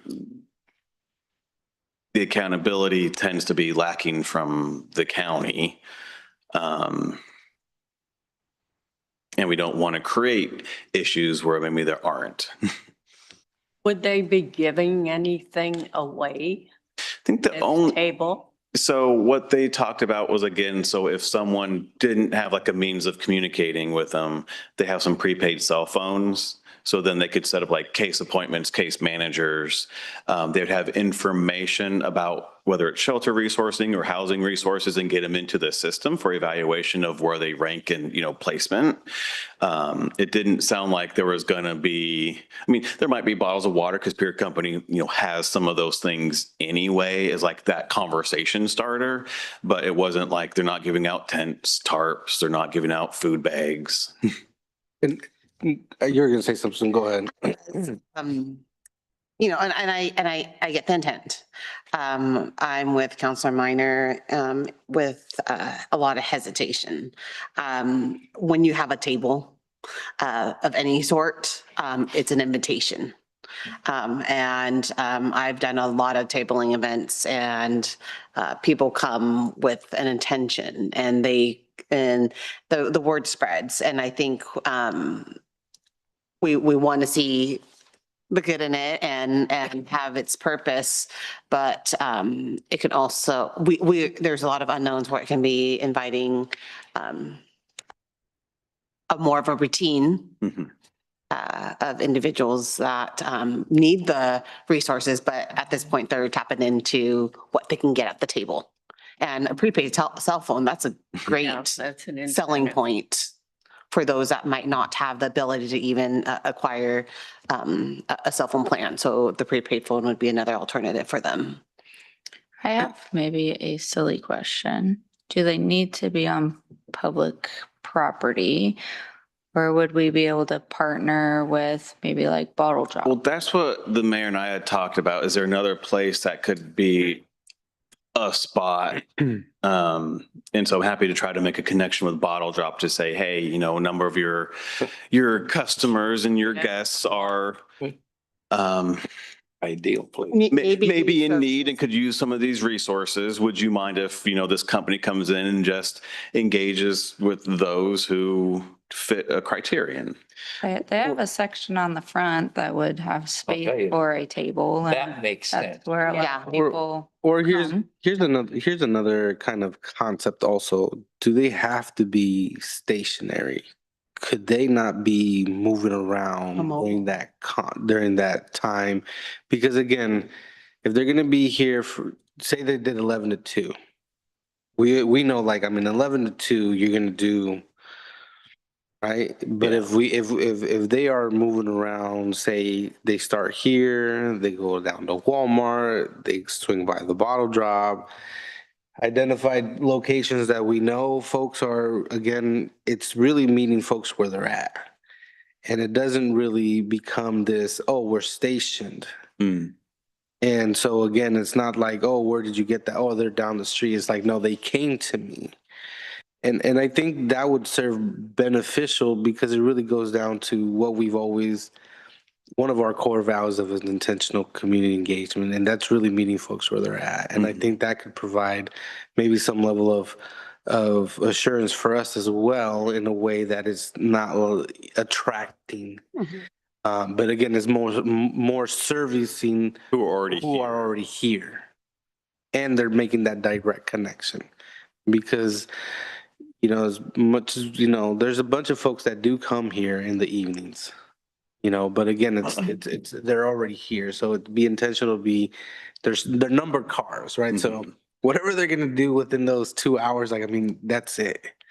And so I think there could be maybe some concept there. Would there be any opposition? Let's just say, great, we're going to try maybe over at Bottle Drop, you're over at Walmart. We obviously, again, we've said there's a number of people who are here more evening times. Is there concerns if peer company does, hey, we're going to be here from 5 to 7 and just kind of see who's here and engaged with them? What are the concerns with that? So again, not necessarily like a big pop up and a tent like, oh, come here, but it's like, we're going to be here to see who's calling this place home.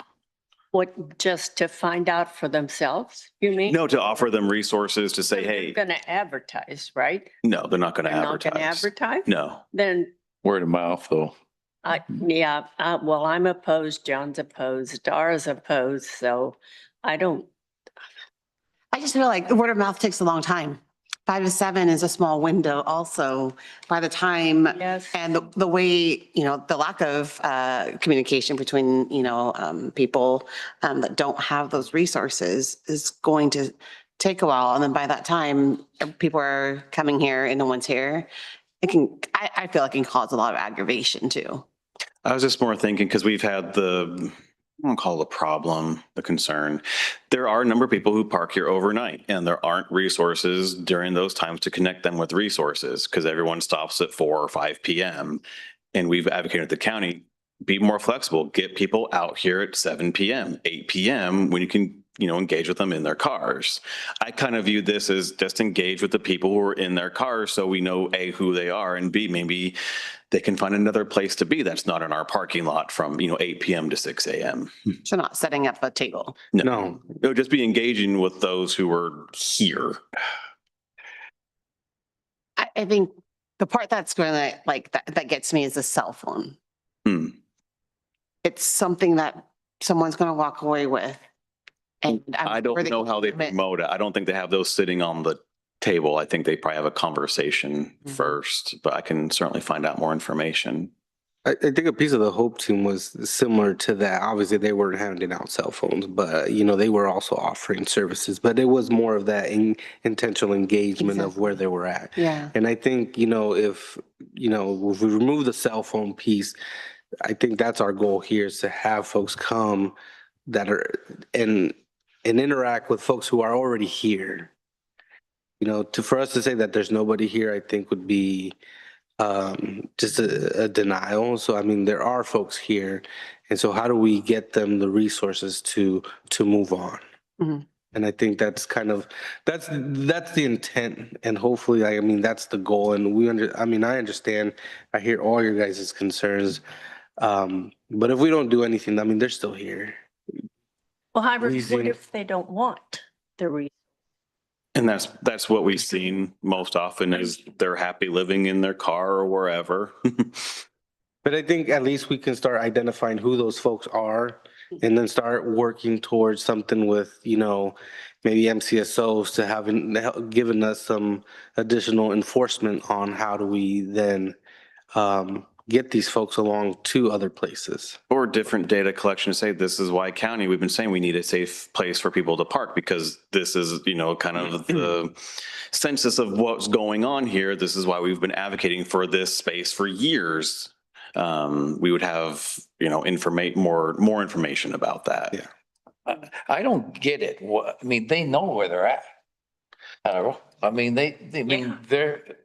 now driving over there and we're meeting them someplace. They're finding them. So is it just a more efficient way to get people? Because they must be finding them because they got the numbers and they know what they need.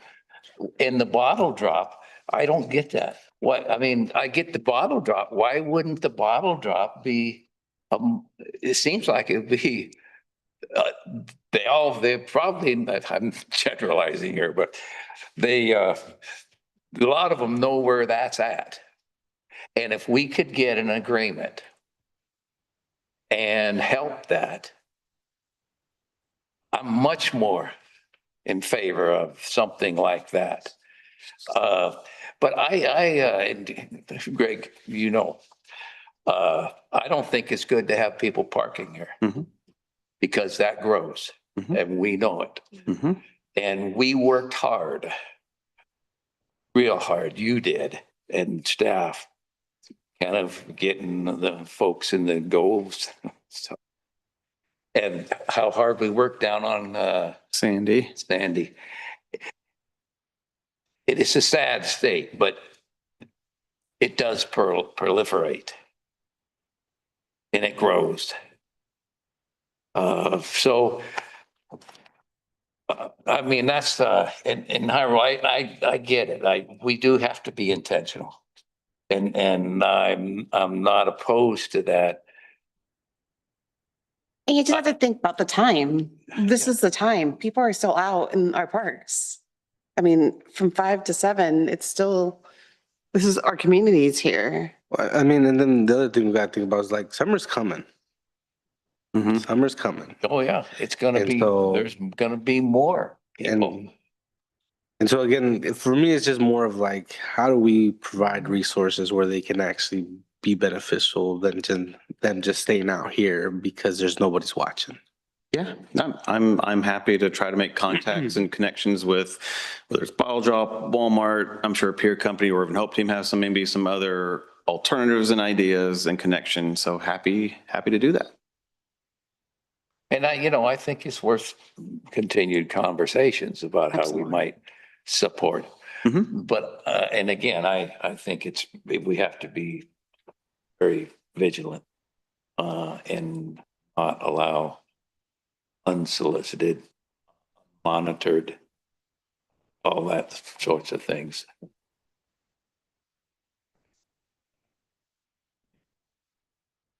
Oops, sorry to prolong the council meeting, but I am known to make meetings run long. Well, that's a meaty conversation. That's not a one and done, Greg. We'll probably have continuous conversation as things continue to morph and shift with the county budget around homeless services and continue to have those conversations. And so I agree. Hopefully the commissioner put in a budget note to build in some flexibility for the East County cities. So hopefully that comes to fruition. We can actually build, a program that serves the needs out here. Yeah. If we get something like that, then we might be able to do something more. Mhm. Actually find a location, help find a location where. It can be built around a holistic program. Yeah. I mean, hasn't changed. No, when you put your faith in the county, it doesn't go. all right. Again, our first meeting in June starts at 5:45. And then if you guys can make it to the graduation picnic Bang. walkout thing, starts at 11:30 11:30 next Thursday. next Thursday. Next Thursday. It's fun to see. When's the next play East? Next Tuesday. Next Tuesday.